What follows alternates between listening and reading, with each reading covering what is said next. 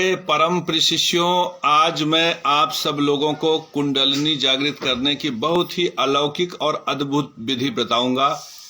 इससे आपकी अंतः शक्ति, अंतर चेतना, मन शक्ति, बुद्धि, स्मृति, मेधा शक्ति जागृत होगी और आप में अद्भुत शक्ति का संचार होगा। हो सकता है आप शक्तिमान की तरह गोल गोल घूम करके उड़ न सकें, लेकिन आप में ऐसी क्षमता पैदा होगी कि बैठे बैठाए आप अपने लिए धन वैभव की व्यवस्था कर पाएंगे। शुरुआत बिल्कुल सरल शब्दों में शुरुआत मैं आप लोगों के सामने कर रहा हूं कि कुंडलिनी जागृत कैसे करें। सहज में आप आरोग्यता प्राप्त कर सकते हैं, आप व्यक्तियों को आकर्षित करने की क्षमता प्राप्त कर सकते हैं। आप इतना जान लीजिए कि ये जो चंद्र नाड़ी और सूर्य नाड़ी है, जिसे हम इड़ा पिंगला के नाम से जानते हैं, यह अक्सर ऐसा देखा जाता है कि कभी एक नाड़ी चलती है, कभी सूर्य नाड़ी चलती है, कभी चंद्र नाड़ी चलती है, जिसे आप सहज में महसूस कर सकते हैं। इसको आप सिर्फ एक नासिका बंद करके दूसरी नासिका बंद करके सांस लें तो आपको पता चल जाएगा कि आपकी इड़ा नाड़ी या पिंगला नाड़ी में से कौन सी नाड़ी चल रही। अक्सर दिन भर में बहुत कम ऐसा समय होता है, घंटा 2 घंटा का, कि जब दोनों नाड़ियां एक साथ चलती हैं। तो बस सूत्र यहीं से पकड़ लो मेरे परम प्रिय शिष्यों कि जब दोनों नाड़ियां साथ साथ चलने लगें, इड़ा और पिंगला दोनों नाड़ियां साथ साथ चलना शुरू कर दें, तो उसी समय सुषुम्ना नाड़ी में ऊर्जा का प्रवाह शुरू हो जाता है। अर्थात उसी समय सुषुम्ना नाड़ी जागृत अवस्था में स्थिति में आ जाती है। अब इड़ा पिंगला नाड़ी तो आप नासिकाओं से देख लेते हैं कि ये इड़ा है, पिंगला है, बायां स्वर है, दायां स्वर है, यह चंद्र नाड़ी है, यह सूर्य नाड़ी है। लेकिन सुषुम्ना नाड़ी मेरे परम प्रिय शिष्यों रीढ़ की हड्डी में होती है, जिसे मेरुदंड बोलते हैं। मेरुदंड में एक नाड़ी होती है जिसे सुषुम्ना नाड़ी कहते हैं, जो सुप्तावस्था में पाई जाती है। यदि वही नाड़ी जागृत हो जाए तो मेरे परम प्रिय शिष्यों व्यक्ति के अंदर अद्भुत शक्तियों का संचार होने लगता। और यह बिल्कुल गलत है कि लोगों को लगता है कि जैसे ही कुंडलिनी जागृत होगी हम अपरिमित शक्तियों के स्वामी होंगे, फिर हम हाथ ऐसे करेंगे तो सूरज चंद्रमा से शक्तियां तुरंत हमारे शरीर में आ जाएंगी। यहाँ पे ये विशिष्टता नहीं है। जैसे जैसे आपकी सुप्ता अवस्था सुषुम्ना नाड़ी जागृत होती जाएगी, वैसे वैसे आपके पास वैभव, ऐश्वर्य, आत्मचेतना, ज्ञान, बुद्धि, कौशल, ये सब के सब आप में समाहित होता चला जाएगा। योग्यता के साथ धन भी बढ़ जाता है, वैभव भी बढ़ जाता है, श्रृंगार भी बढ़ जाता है और व्यक्ति का सामाजिक मान प्रतिष्ठा भी बढ़ जाता है मेरे परम प्रिय शिष्यों। इसलिए आप जैसे ही कुंडलिनी जागृत के तरफ अपनी चेतना को ले जाएंगे, वैसे ही आपको ये सारी उपलब्धियां मिलनी शुरू हो जाएगी। और मैं आप लोगों को बहुत अच्छे से इसलिए बता रहा हूं कि मैं कोई प्रवचन करता नहीं, मैं साधक हूं। मैंने 20 साल जो पाया है, 20 साल में जो पाया है, आज सहज में आप लोगों को बता रहा हूं। कुंडलिनी जागृत करने की इससे अच्छी विधि आप लोगों को नहीं मिल सकती मेरे परम प्रिय शिष्यों। तो आपको सबसे ज्यादा प्रयास पहले क्या करना है कि आपकी दोनों नासिकाएं चलें। और दोनों नासिकाएं कब चलती हैं? दोनों नासिकाएं या तो आप अनुलोम विलोम प्राणायाम करो तब चलेंगी, या तो आप कपालभात करो तब चलेंगी, या तो आप भस्त्रिका प्राणायाम करो तब चलेंगी। लेकिन ये सब आसन पद्धतियां हैं, इनके साथ ध्यान की एकाग्रता नहीं हो पाती। और जब तक ध्यान की एकाग्रता नहीं होगी तब तक आप कुंडलिनी शक्ति को जागृत नहीं कर सकते मेरे परम प्रिय शिष्यों। शिव पुराण के हिसाब से आप ध्यान की एकाग्रता को उस स्तर तक ले जाएं कि आपको ब्रह्मनाद सुनाई पड़े। यदि यह ब्रह्मनाद आपको लगातार जो सीटी बजने, घंटे बजने, या जल का प्रवाह, जैसे जल जब चलता है तो छल छल छल छल की आवाज आती है, इस तरह की आवाज जब आपके अंदर शरीर से अंतर चेतना से आने लगे तो शरीर निरोगी, काया प्रसन्न और व्यक्ति 200-400 साल तक जीवित रहता है। इस तरह की नाद को हम लोग सुनने का प्रयास करते हैं, रात के समय में ध्यान लगाकर सुनने का प्रयास करते हैं। यह योगी के बल कौशल को बढ़ा देता है मेरे परम प्रिय शिष्यों। तो आप सबसे पहले अपने चित्त को एकाग्र करने के साथ आप सबसे प्रथम काम, अगर कुंडलिनी शक्ति जागृत करना चाहते हैं तो प्रयास करें कि दोनों नासिकाएं आपकी चलें। और दोनों नासिकाओं को चलाने का सबसे अच्छा आसान तरीका है कि आप ध्यान मग्न होकर नासिका पे ध्यान लगाएं, भ्रुकुटी पे ध्यान लगाएं, हृदय स्थान पे ध्यान लगाएं। ध्यान लगाने से मेरे परम प्रिय शिष्यों आजमा लेना कि दोनों नासिकाएं चलने लगेंगी, और जिस अवस्था में आपकी दोनों नासिकाएं चलने लगती हैं उस अवस्था में आपकी सुषुम्ना नाड़ी में जागरण प्रभाव पड़ता है। ये नहीं कि जागृत हो जाती है, सुषुम्ना नाड़ी जागृत प्रभाव में आ जाती है। मेरे परम प्रिय शिष्यों, जब दोनों नाड़ियां एक साथ चलेंगी उसी समय सुषुम्ना नाड़ी में ऊर्जा का प्रवाह शुरू होगा, अन्यथा नहीं शुरू होगा। मेरे परम प्रिय शिष्यों, अब सुषुम्ना नाड़ी में ऊर्जा का प्रवाह शुरू हो, मात्र इतने से ही आप में चैतन्यता आएगी, ज्ञान आ जाएगा, बोध आ जाएगा, और आप में अच्छे बुरे की परख आ जाएगी। लेकिन अभी आप कुंडलिनी जागरण की अवस्था में गए ही नहीं, ये शुरुआती अवस्था है। इसे नोट कर लें कि यदि आप कुंडलिनी जागृत करना चाहते हैं तो सिर्फ इतना ही करें कि आपकी इड़ा पिंगला दोनों नाड़ियां चलें, आपकी दोनों नासिकाएं चलें। जब आप ऐसे नाक ऐसे खींचें तो ये भी नाड़ी जितने बेग से चले, दूसरी नाड़ी भी उतने ही बेग से चलें। जैसे मैं अभी देखिए श्वास प्रश्वास कर रहा हूं तो दोनों नाड़ियां एक साथ चल रही हैं, क्योंकि मैं साधना से उठा हूं। साधना से उठने पर 1-2 घंटे लगातार ये दोनों नाड़ियां जागृत रहती हैं, और उसके बाद फिर एक नाड़ी चलती है, दूसरी नाड़ी स्लो हो जाती है, कभी कभी बंद भी हो जाती है। तो पहला तो सूत्र ये है कि इड़ा पिंगला नाड़ियां दोनों की दोनों चलें, तभी सुषुम्ना नाड़ी में ऊर्जा का प्रवाह संभव है। यह सूत्र नोट कर लो। अब दूसरा क्या करना है, अब जब आपका ध्यान बढ़िया से लग रहा है तो आप सबसे पहले उन चक्रों पर ध्यान केंद्रित करने का प्रयास करें जिन चक्रों से हम कुंडलिनी शक्ति को जागृत करते हैं। और ये सोचो कि कुंडलिनी शक्ति नहीं भी जगी तो भी आपको मिल जाएगा, आपको जितना परिश्रम करोगे उतना परिश्रमिक मिल जाएगा। मेरे परम प्रिय शिष्यों, अब पहला क्या करो कि पहले जब आपकी दोनों नासिकाएं ज्यादा चलने लगे तो फिर आप ध्यान मुद्रा में आ जाओ। ध्यान कहीं भी लगा सकते हो, किसी भी आसन में ध्यान लगा सकते हो, बैठ के, लेट के। आप बहुत से आसन हमारे योगासनों में बताए गए हैं। कभी कभी कुछ योगी गण बताते समय कहते हैं कि जो है पद्मासन ही लगाओ, सुखासन ही लगाओ। ऐसा करने से फिर लोग कुंडलिनी जागरण जैसी साधनाओं से भागने लगते हैं। तो मेरे परम प्रिय शिष्यों, आप कोई भी आसन लगा लो जो आपको आसन सहज पड़े। तो आप शुरुआत किसी भी आसन से करें, लेकिन आप करेंगे क्या उसको मैं बता रहा हूं। किसी भी शक्ति को जागृत करने के लिए मंत्र परम शक्ति है। मंत्र का पुनरावृत्ति, मंत्र का अभ्यास उस पर्टिकुलर स्थान पर ऊर्जा का प्रवाह तेज कर देता है और वह स्थान जागृत हो जाता है। सबसे पहले आप मूलाधार चक्र पे ध्यान लगाएं। मूलाधार चक्र जो होता है वो चौकोर आकृति का होता है, उसमें 4 फलक होते हैं, और वहां का जो बीज मंत्र है वो लम है, और वहां के जो स्वामी हैं, देवता हैं, वो गणेश है। मैंने जो मेरे गुरु परमानंद जी महाराज ने बताया था कुंडलिनी जागृत करने की विधि, उसमें उन्होंने शुरू में अभ्यास में यही कराया था कि तुम मंत्र करो लम लम लम लंबोदराय, लम लम लम लंबोदराय नमः, लम लम लम लंबोदराय नमः। तो ऐसा करने से जो बीज मंत्र लम है उसका बार बार उच्चारण होता, और लम लम लम लम लम लम लम लम इस तरह से बार बार कहने से मूलाधार चक्र जागृत होने लगता। मूलाधार चक्र जागृत होने पर मैंने जो अनुभव में पाया है उसमें क्या होता है कि आदमी को वैभव मिलने लगता है, धन मिलने लगता है, भूमि मिलने लगता है, जमीन मिलने लगता है, जायदाद मिलने लगता है। मैं बताऊं, मैंने जब अभ्यास किया उसके बाद मेरी प्रतिभा बहुमुखी हुई। मेरी कुंडली में 6ठे स्थान पे बुध शुक्र शनि बैठे हुए हैं। सोचिए, अष्टम में मंगल बैठे हुए हैं, तो कुंडली इतनी खराब होने के बावजूद भी योगा, आसन, ध्यान, धारणा इत्यादि से मैंने जो उपलब्धियां हासिल की आज समाज के सामने परिलक्षित।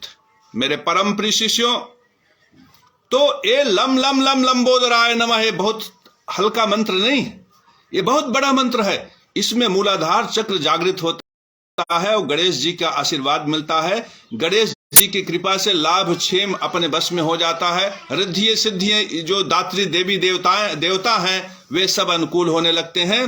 तो ऐसा करने से मूलाधार चक्र जागृत हो जाता है। और फिर ओ अभ्यास कराते थे, लम वम लम वम लम वम लम वम लम वम लम वम लम वम, इस तरह से वो अभ्यास कराते थे। इससे क्या है कि वो कहते थे कि जो मूलाधार चक्र है वो थोड़ा सा ऊपर उठे, थोड़ा सा ऊपर उठे स्वाधिष्ठान चक्र की तरफ, और वहां जो जल चक्र है, वहां का जो बीज मंत्र वम है, उनमें पृथ्वी और जल का समावेश हो। तो हम पूछते थे परमानंद जी महाराज से कि गुरुजी ऐसा क्यों? तो कहे पृथ्वी है ना, पृथ्वी तत्व को जब तक जल तत्व नहीं मिलता उसमें बीज नहीं आता। तो बड़ा बढ़िया वो कहते थे कि जिनको वीर्य विकार हो, जिनको स्वप्न दोष आता हो, तो जब उनकी धरती जो है गीली हो जाएगी तो धरती में ज्वार वनस्पतियों का प्रस्फुटन होगा और बड़ा वैभव होगा, बहुत ज्वार होगा, अन्न अनाज का उत्पादन होगा। तो फिर वो हमसे बताया करते थे गुरुजी कि कहते थे कि जो लिंग है, जो गुदा है, उसके मुख पर मूलाधार चक्र। हालांकि ऐसा किताबों में नहीं वर्णन मिलता, किताबों में तो 4 अंगुल 5 अंगुल 10 अंगुल की बात करते हैं, लेकिन जो हमारे गुरुजी बताया करते थे उसके हिसाब से कहते थे कि जो गुदा द्वार है उसके मूल पर मूलाधार चक्र होता है, जिसमें 4 पंखुड़ियां होती हैं।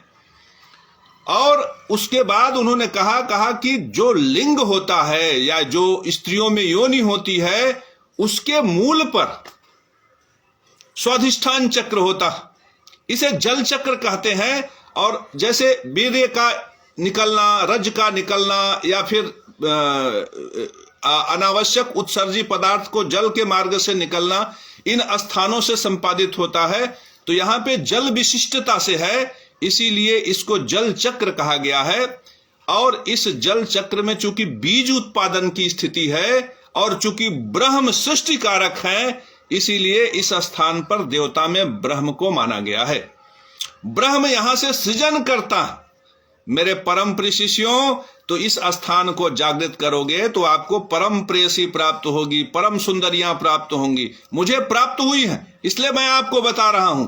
यद्यपि मैं सन्यासी हूं, मैं इन सब चीजों से अब दूर हूं, लेकिन मैंने अपने तपोबल से इन सब का सुख मैंने समझ लिया है कि क्या। मेरे परम प्रिय शिष्यों, तुम भी चाहते हो, यदि तुम इसका आस्वादन करना चाहते हो तो बहुत अच्छा मंत्र हमारे गुरु जी का बताया हुआ है। वम वम वम बसट फट, वम वम वम बसट फट, वम वम वम बसट फट। वसट, बसट मुंह से आ जाता है, वम वम वम वसट फट। ऐसा क्यों? अब आप पूछेंगे कि इस मंत्र को कैसे? तो परमानंद जी महाराज बताते थे हमसे कि वम वम वम ये स्वाधिष्ठान चक्र को जागृत करने का मंत्र है, ये वहां का बीज मंत्र है। और चूंकि ये बीज से संबंधित है, और जहां शुक्र का संबंध हो, जहां रज का संबंध हो, वहां प्रेम आ जाएगा, प्रणय आ जाएगा, सेक्स आ जाएगा, भोग आ जाएगा, विलासिता आ जाएगा। मेरे परम प्रिय शिष्यों, इन परम वैभव का परम आकर्षण हर कोई चाहता है। तो इसीलिए वो कहते थे वम वम वम। बसट क्या है? बसट जो है आकर्षण बीज मंत्र है। और फट क्या है? किसी भी मंत्र शक्ति को अग्निय कर देने का मंत्र है। मेरे परम प्रिय शिष्यों, जब आप बम बम बम बसट फट बोलते हो तो अग्नि गर्म होने लगती है। जो जल जो है गर्म अवस्था में आ जाती है, गर्म अवस्था में आ जाती, मंत्र अग्नेय हो जाता। और यह मूलाधार के बाद स्वाधिष्ठान चक्र जागृत होने लगा। बहुत ही कम समय में, बहुत ही अल्प समय में आप देखेंगे कि बम बम बम बसट फट। बम शब्द मत कहिएगा, वम कहिएगा। वम वम वम वसट फट। वसट करने से जल्दी हो जाता है, चूंकि ये भोले जी का बम अक्सर आ जाता है मुंह पे। तो वम वम वम वसट फट, वम वम वम वसट फट, इस तरह से बार बार बोलेंगे तो आपका स्वाधिष्ठान चक्र जागृत हो जाएगा। इतना ही नहीं, बड़ी बड़ी स्त्रियां, अन्यान सुंदरियां सहज में आकर्षित होने लगेंगी। आप देखेंगे कि पराशक्तियों में विविध प्रकार की जो पराशक्तियां हैं, जो अलौकिक सुख भोग इत्यादि प्रदान करती हैं, वह सब आकर्षित होने लगेंगी। चेहरे की कांति निर्मल हो जाएंगी, आंखें सुंदर हो जाएंगी, और परम अलौकिक परम आकर्षण क्षमता आपके अंदर से प्रकट होगी। फिर इस तरह से स्वाधिष्ठान चक्र को जगाकर आप ऊपर प्रवेश करें मणिपूरक चक्र में, अग्नि चक्र में। मेरे परम प्रिय शिष्यों, मेरे परम प्रिय शिष्यों, अग्नि चक्र में अग्नि चक्र में रम बीज होता है, और ये जो अग्नि होता है ये नाभि के इर्द गिर्द, देखिए कितना सटीक बात मैं बता रहा हूं जो गुरुजी ने बताए, नाभि के आसपास होता है, नाभि के पीछे होता है। तो अब आप लोगों के लिए ध्यान लगाना भी आसान हो गया कि आप कुंडलिनी जागरण के समय कैसे ध्यान लगाएं। पहला, मूलाधार पे क्या कहते हैं, जो गुदा द्वार है उसके पीछे मूलाधार चक्र, जो लिंग है लिंग के पीछे आपका स्वाधिष्ठान चक्र, और जो नाभि है उसके पीछे मणिपूरक चक्र। मेरे परम प्रिय शिष्यों, इसे रम नामक बीज मंत्र से जो है आप जागृत करें। और इसके लिए चूंकि यहां पे नारायण देवता है, अब क्यों नारायण देवता है, तमाम लोगों को कहेंगे नारायण क्यों देवता है। मेरे परम प्रिय शिष्यों, ये पेट का स्थान है, यहाँ पे अग्नि का पाचन होता है, यहाँ पे विविध प्रकार के जो द्रव्य हैं वो पचते हैं, और शरीर के पोषण कार्य में, शरीर के जो है निर्माण कार्य में उनकी ऊर्जा खपती है, तो यहां से निर्माण होता है। जिनका मकान न बन पा रहा हो, जिनका घर न बन पा रहा हो, जिनके यहाँ गाड़ी इत्यादि की व्यवस्था न हो पा रही हो, उनको चाहिए कि वे अपने मणिपूरक चक्र की सफाई करें, उसको जागृत करें। उसको जागृत करने मात्र से व्यक्ति के पास ये सब के सब वैभव इकट्ठा होने लगते हैं। जिनका धन न टिकता हो, जिनके बैंक में रुपया न टिकता हो, वे लोग भी रम बीज मंत्र का निरंतर अभ्यास करके इन प्रकार की परिस्थितियों को अपने अनुकूल कर सकते हैं। तो मेरे गुरुजी बताया करते थे कि इसके लिए भगवान नारायण के स्वरूप भगवान राम का चिंतन करो, क्योंकि विशुद्ध अग्नि स्वरूप है भगवान राम।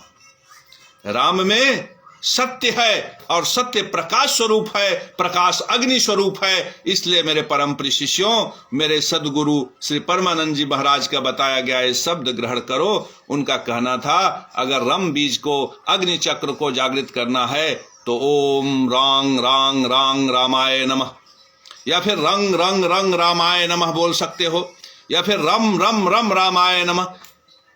जो रम और रंग बोलते हो, एक अनुस्वार मस्तिष्क की तरफ जाता है और एक हृदय की तरफ जाता है। इन दोनों में कोई त्रुटि नहीं है। दोनों को करने से अगर आप रंग बोलते हो तो आप में वैराग्य जागृत होगा, और अगर आप रम बोलते हो तो आप में भौतिकता जागृत होगा, और दोनों ही परिस्थितियों में आप ब्रह्म को प्राप्त कर लोगे। भौतिक सुखों का उपभोग करने वाला भी योगी ही है, क्योंकि ये भौतिकता जो है भगवान नारायण का दिया हुआ है। आप यदि सुंदर चावल और सुंदर वनस्पतियों का उपभोग करते हो तो भी भगवान के प्रति आप अपनी कृतज्ञता को व्यक्त करते हो मेरे परम प्रिय शिष्यों। इसलिए कभी रंग और रम में लेकर कंफ्यूजन मत होना। तो इस तरह से रम रम रम रामाय नमः, इस मंत्र का जाप करने मात्र से अग्नि चक्र जागृत होगा। इससे आपका पाचन दुरुस्त होगा, पेट में खाना पचने लगेगा, शरीर को ऊर्जा मिलेगी, और आप सहज में कांति से युक्त हो जाएंगे, और अग्नि के प्रभाव से आप शीत इत्यादि पर विजय प्राप्त कर लें। फिर आप वायु चक्र, इसके ऊपर अनाहत चक्र जो हृदय के पीछे होता है। मेरे परम प्रिय शिष्यों, यहां पर आपको कुंडलिनी जागृत करते समय किसी भी प्रकार का शंका इसलिए नहीं होगा क्योंकि गुदा के पीछे मूलाधार, लिंग के पीछे स्वाधिष्ठान, नाभि के पीछे मणिपूरक, और हृदय के पीछे आपको अनाहत चक्र मिलेगा। कभी कभी लोगों को बड़ा कंफ्यूजन होता है चक्र को लेकर।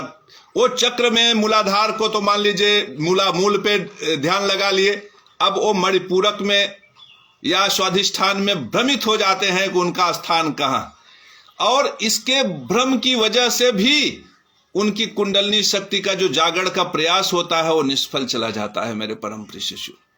तो इस तरह से यहां पे जब आप आ गए अनाहत चक्र में, यहां पे वायु बीज है, हृदय का स्थान, ये भावनाओं का स्थान है, यह प्रेम, अनुभूति, दूसरे के प्रति उदारता। जब यह भाव जागृत होता है ना, तो व्यक्ति के जीवन में प्रेम का संचार होता है। सारा संसार सहज में आकर्षित होने लगता है, लोग जुड़ने लगते हैं, लोग प्रेम करने लगते हैं। आप अच्छे हो बुरे हो, इस बात को किनारे करके लोगों का भाव आपसे जुड़ने लगता है। तो मेरे परम प्रिय शिष्यों, इस अनाहत चक्र को जागृत करने के लिए यंग बीज मंत्र की आवश्यकता पड़ती है। यंग यंग यंग हुं नमः फट, यंग यंग यंग हुम नमः फट। यह हुम नमः फट क्यों? ये स्थान है यंग, चूंकि ये जो स्थान है, ये भाव जिस दिन समाप्त हो जाए, व्यक्ति के जीवन में वायु जिस दिन समाप्त हो जाए, वो मरण का दिन होता है मेरे परम प्रिय शिष्य। इसीलिए यहां पर देवताओं में रुद्र हैं मेरे परम प्रिय शिष्यों, यहां देवताओं में रुद्र हैं भगवान शंकर। यहां से भैरवी की शक्ति प्रारंभ होती है और भैरवी की सबसे बड़ी शक्ति है हुंग। देवी अपने हुंग नामक शक्ति से चंड मुंड का तुरंत सर्वनाश कर देती। यदि व्यक्ति इस भाव को जागृत कर ले, इस कुंडलिनी शक्ति को जागृत कर ले, इस अनाहत चक्र को जागृत कर ले, तो व्यक्ति में इतनी क्षमता आ जाती है कि वह अपने मनः शक्ति से, अपने भाव शक्ति से शत्रु को नष्ट भी कर सकता है और अपनी मनः, अपने भाव शक्ति से किसी भी व्यक्ति को उठाकर राजा बना सकता है। चाणक्य जैसे लोगों में यद्यपि उनको पता नहीं अनुभूति रही होगी कि नहीं, लेकिन ये चक्र जागृत जरूर रहा होगा, जिसकी वजह से उन्होंने अपनी इच्छा शक्ति से चंद्रगुप्त जैसे व्यक्ति को सम्राट बना दिया। मेरे परम प्रिय शिष्यों, यह अनाहत चक्र विशिष्ट है। अगर किसी का अनाहत चक्र जागृत नहीं है, इसका मतलब उसकी इच्छा शक्ति में कमी है। मेरे परम प्रिय शिष्यों, यंग यंग यंग हुम नमः फट, इस मंत्र को करके तो देखो। ये वास्तविक कुंडलिनी जागरण का मंत्र है। आप 10 मिनट करोगे, आपका शरीर झंझना उठेगा, फिर आपको भास हो जाएगा कि मैं नारायण का परम शिष्य हूं, क्योंकि मुझे जो मंत्र प्राप्त हुए हैं वो प्रकृति प्रदत्त हैं। करके देख लो, सीधे आप अनाहत चक्र पे ध्यान लगाओ, कुछ नहीं होगा। बहुत से लोग कहते हैं कि पहले मूलाधार, फिर स्वाधिष्ठान, फिर मणिपूरक, फिर अनाहत पर आओ, लेकिन मैं तो आपको कहता हूं सीधे आ जाओ, सीधे आ जाओ अनाहत चक्र में, बोलो यंग यंग यंग हुम नमः फट। कुछ मत करो, बस यही मंत्र करो, देखो परिवर्तन आ जाएगा। मेरे परम प्रिय शिष्यों, जब यह शब्द जागृत हो जाए, जब आपको लगने लगे कि हृदय स्थान के चक्र जागृत हो रहे हैं, यहां की पंखुड़ियां, यहां के 16 दल, यहां के 12 दल जागृत हो रहे हैं, ऐसी स्थिति में फिर अपना ध्यान विशुद्ध चक्र में लगाओ। और विशुद्ध चक्र का मंत्र है हो हंग हंग हंग हंग। मेरे परम प्रिय शिष्यों, हमारे परम श्री परमानंद जी महाराज कहा करते थे कि जब ये तीनों चारों चक्र जागृत हो जाते हैं व्यक्ति के, तो उनके मन में तरह तरह के विचार पैदा होने लगते हैं, तरह तरह की आशंकाएं पैदा होने लगती हैं, बल का संचार, वैभव का संचार, और व्यक्ति में उपलब्धियां इस तरह से आने लगती हैं कि उनके इर्द गिर्द वैभव सहज में हो जाता है। गाड़ी, मोटर, कार, विविध प्रकार की स्त्रियां, विविध प्रकार के आकर्षण। कुछ लोग कहते हैं कि ब्रह्मचर्य के खंडित हो जाने से कुंडलिनी जागृत नहीं होती। ऐसा नहीं है। निरंतर अभ्यास करते रहेंगे तो आपकी स्त्रियां भी रहेंगी तो भी आप कुंडलिनी को जागृत कर लेंगे। लेकिन ये वैभव इकट्ठा हो जाते, इतना वैभव इकट्ठा हो जाएगा, आपके चारों तरफ इतना धन संपदा इकट्ठा हो जाएगा कि आपका मन इसमें नहीं लगेगा, सांसारिकता आपको खींचने लगेगा। देवराज इंद्र की जो अप्सराएं हैं चारों तरफ से घेर लेंगी, फिर आपका मन इन सब चीजों में नहीं लगेगा। मेरे परम प्रिय शिष्यों, क्योंकि भोग विलासता उस अग्नि के समान है जिसमें जितना भी घृत डालो कम ही पड़ जाता है, कम ही पड़ जाता है। मेरे परम प्रिय शिष्यों, महात्मा चाणक्य तो यहां तक कहते थे कि एक पुरुष के लिए संसार का जितना स्वर्ण है यदि सब उसे दे दिया जाए और सब स्त्रियों को उसको सुपुर्द कर दिया जाए तो भी उसके भोग विलासता के लिए वो चीजें कम पड़ सकती है। मेरे परम प्रिय शिष्यों, इसलिए भौतिकता में व्यक्ति न जाए। इसलिए हमारे परमानंद जी महाराज कहा करते थे, मेरे परम प्रिय शिष्यों, क्योंकि उनके हम ही नहीं और भी शिष्य थे, तो कहा करते थे कि जब विशुद्ध चक्र जागृत करना हो तो ये कंठ में माता सरस्वती निवास करती। तो यहां पे माता सरस्वती का ध्यान करना विशिष्ट था कि बुद्धि में जागरण आए।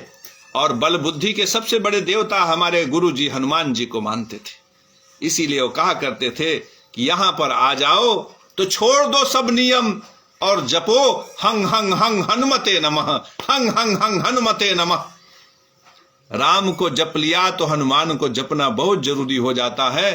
तो यहां पर आ जाओ तो हनुमान का ध्यान कर लो, हंग हंग हंग हनुमते नमः।